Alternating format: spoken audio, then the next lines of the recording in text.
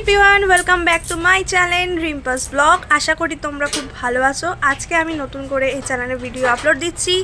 আশা করি তোমাদের ভালো লাগবে। সবাইকে শুভ মকর সংক্রান্তি। কি কি পিঠে বানালাম তোমাদের সাথে শেয়ার করছি। আশা করছি তোমাদের ভালো লাগবে। তোমরা দেখে নাও কিভাবে বানিয়েছি, দেখতে থাকো। এই দেখো আমরা সবাই, মা, কাকিমা, দিদিমা, মামি, ভাই, এটা আমার সবাই মিলে এই যে পিঠে করতে বসে গেছি।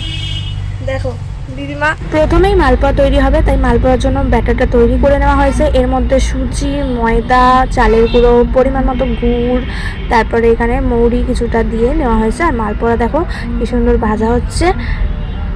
তারপরে দেখো চলে এসেছি পাটিসাপটাতে কিন্তু চালের গুঁড়োটা বেশি করে দিতে হয়। তারপরে এখানে অল্প পরিমাণ সুজি, কিছু পরিমাণ ময়দা, নুন কিছুটা, আর চিনি বা গুড় যাই দাও পরিমাণ মতো দিয়ে ভালো করে ব্যাটারটা তৈরি করে নিতে হবে, একটু পাতলা করে।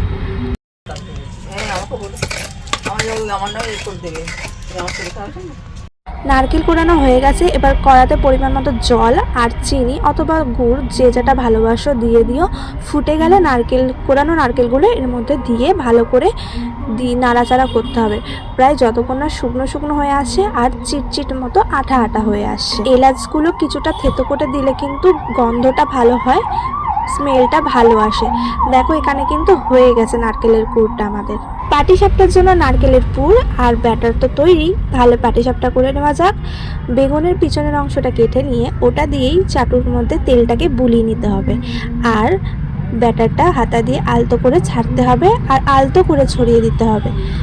একদিক হয়ে গেলে আরেকদিক উল্টে এভাবে কিন্তু সেঁকে নিতে হবে। এবারে কিন্তু মেন কাজ, গরম অবস্থাতেই নারকেলের পুরগুলো দিয়ে রোল করে নিতে হবে আর সাইড দুই দিক দেখো চেপে দিতে হবে, তাহলে কিন্তু জিনিসটা খুলবে না, ভালো থাকবে। এটাতে আরেকটু লাগবে জল, ওই জন্য গরম জল দিল।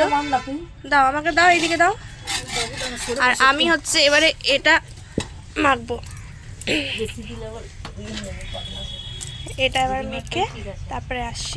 পুলি পিঠের জন্য এখানে ডোটা মাখছি। দেখো নরম করে কিন্তু এই ডোটা মাখতে হবে, তাহলে কিন্তু পিঠেটা নরম হবে। এটা চালের গুঁড়িটা গরম জল দিয়ে মাখছি। কড়াইতে দিয়েছিল যেহেতু অনেকটা, তাই ধরছিল না বলে আবার সবাই মিলে ভাগ করে নিয়েছি। আমি একটু, মামি একটু, দিম্মা একটু নিয়ে মাখছি গরম জল দিয়ে ভালো করে নরম করে। এটা মাখা হয়ে গেলে আমরা একসাথে সবাই পিঠেগুলো বানিয়ে নেব। দেখতে থাকো তোমরা। দেখো আমরা সবাই আছি, পিঠে বানাতে বসে পড়েছি। মা, কাকিমা, মামি, আমার দিম্মা, ভাই আমার, সেও কিন্তু পিঠে বানিয়েছে, তোমাদের সাথে শেয়ার করবো। দেখো কিন্তু বেশ মজা। দেখো এই সময় সবাই একসঙ্গে কিন্তু বসে বেশ কিন্তু মজা, তাই না? অনেক আগে এরকম সময় যেত যে আশেপাশে আমরা সকলে মিলে একসঙ্গে পিঠে বানাতাম। তখন ছোট ছিলাম আমি, কিন্তু দিনগুলো মনে পড়ে সত্যি। আবার এই যে অনেক বছর পরে এই যে একসঙ্গে সবাই মিলে বানাচ্ছি, খুব কিন্তু মজা লাগলো আর খুবই আনন্দে গেছে আমাদের দিনটা। দেখো আমাদের ছোট ছোট রাঁধুনি পিঠে বানিয়েছে, দেখো।